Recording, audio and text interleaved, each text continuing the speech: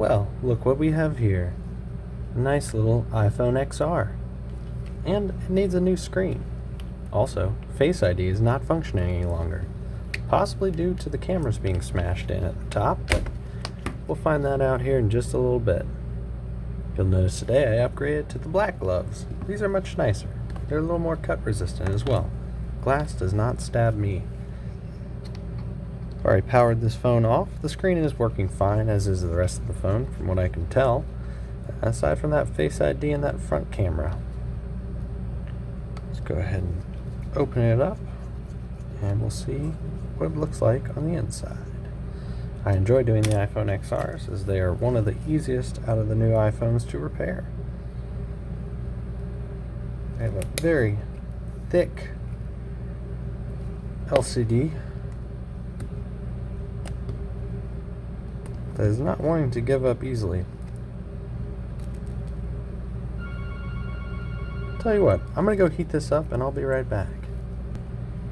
Alright, our iPhone has been successfully toasted. That's going to loosen up the adhesive that surrounds that screen and help us pull it out of the frame a little easier. I'm going to be careful not to turn this phone on, as I'm not sure the screen is going to survive this removal process. This one is holding on a lot tighter than most do, but nonetheless, it's going to come out just like any other iPhone does.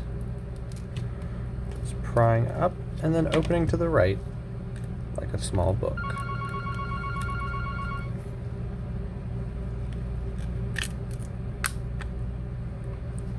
Normally that would throw me off as water damage, but that's actually just part of the frame of the phone.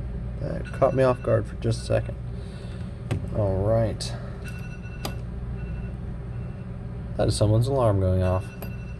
One moment. Working in the cell phone repair industry, alarms go off a lot. And sometimes the screen does not work. Let's go ahead and remove the LCD shield. LCD and digitizer flex connections run, interestingly, over the board at a hard right angle there, though they do connect to a singular flex component. One thing I want to do though is I do want to remove the battery. We'll be very careful and so gentle with these flex connections. They are prone to rip, and I do want to see if the screen is still good. Hopefully I can send it off to somebody who can use it.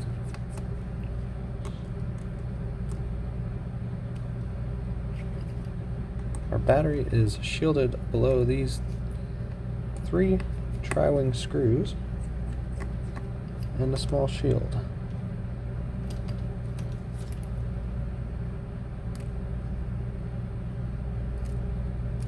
Remember, you always want to disconnect your battery first. That is the first step in beginning to remove parts. Take that shield out of the way.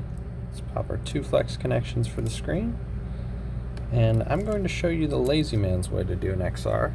I'm going to leave that long proxy sensor connected. It's long enough that this flex, I can move the screen around freely. It's not going to bother anything. And we're going to remove 3 Phillips heads up top for the proxy ear speaker combo, party time, whatever, for the XR.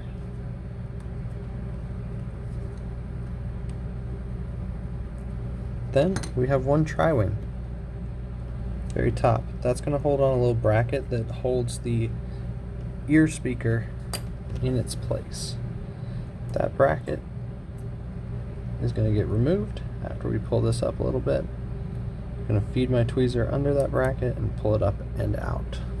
Just so you can see on this, I'll zoom in a little bit. This little guy plugs in over the ear speaker to hold it in place. It's completely unnecessary, but I like to retain that. I like to hold on to it and replace it in the new one. Next, we're going to gingerly walk our ear speaker out of its slot, hoping that it's going to play nicely and come out. There we go. Now lift up carefully, remove that proximity sensor.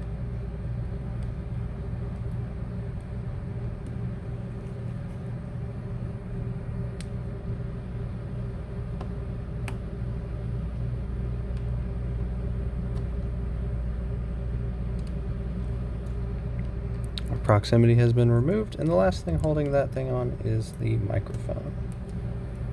There we go. We've successfully removed that while leaving it connected in the board. Pretty neat. Let's get rid of this. Let's go grab our replacement screen.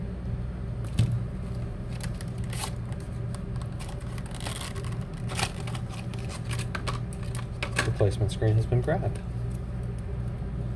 I'm going to remove the plastic coverings here. Beautiful.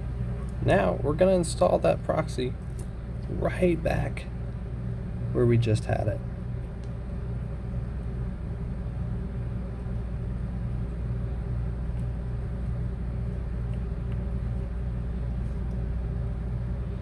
The number of times this is folded over is kind of tricky to actually figure out what goes where, but just go in reverse order, go slow, and make sure everything clicks in nice and comfortably.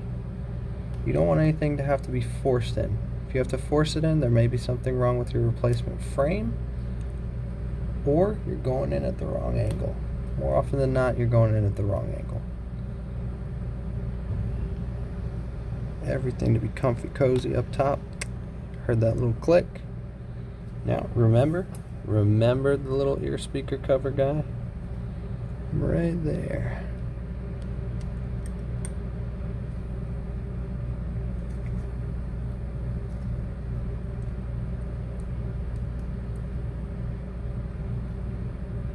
Beautiful. He just holds our ear speaker. Then we're going to squeeze that down. We're going to screw it back in. I'm going to start with that tiny singular tri-wing screw that goes in the very top next to that speaker.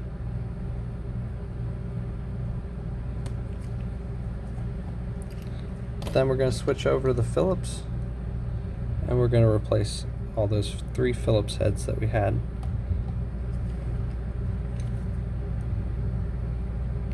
As far as I can tell, these 3 Phillips heads are the same size and thread and everything. I would still keep a good map.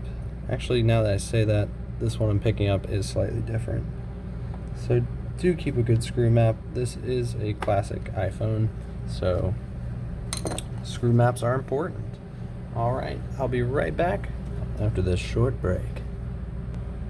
Alright, we're back. We're resuming repair. Going over here, you'll see that these 2 flexes are not actually connected by a shielding. They are separated. That's okay. They mean for you to connect the 2 right down here. I'm not going to do that. I'm not going to mess with that. Seems like nonsense. Now this is going to be the very tricky part. First thing, I'm going to connect the battery actually. I'm going to reconnect the battery. I'm going to carefully not touch any power button that this thing has. Anywhere on that power button. We're not going to get near it. I'm going to take the 3 tri-wings that are right here. I don't know why I'm still holding that. I could set that down. We're going to take the 3 tri-wings that are right here. We're going to screw that shield back in. I like to do that because I want to put the least amount of stress possible on these flex connections. They're long, thin flex connections, and they can rip pretty easily. Then I would have to grab another screen from the bin. I don't feel like doing that. I feel like using this screen. And hopefully, me saying that will not jinx it. Customer on the phone just asked me about how we go about repair. So I told him he'd drop his phone off, take about an hour and a half to replace his screen. It was a Galaxy Note 8. He says, okay, so we could drop it off. I could take her to the hotel room, do whatever, and like an hour and a half later come back with whatever's left of this and pick it up. Yes, sir. That is exactly right. If you want to go to the hotel room, I don't know what your plans are, but I'm going to fix that phone for you in an hour and a half. I love people. Alright, so we've reconnected our LCD and our digitizer. I'm going to assume this part's good. I'm just going to screw it back together because, well, it'll take 2 seconds to take out 2 tri-wings. Get our tri-wings back in there, and remember, we've done this entire process without even removing the shield up at the top for the proxy sensor. There's a bunch of screws, and I like to take out the least amount of screws possible when I do a repair. Let's hold our power button, and we have a logo. I'll go ahead and post check this phone, make sure that everything's functioning normally, and see if that Face ID comes back to life. But more or less, this is exactly how you change out the screen on an iPhone XR. Thank you so much for joining me, everyone. I hope you enjoyed the video and learned something from it about how to replace screens, and I will see you in the next one.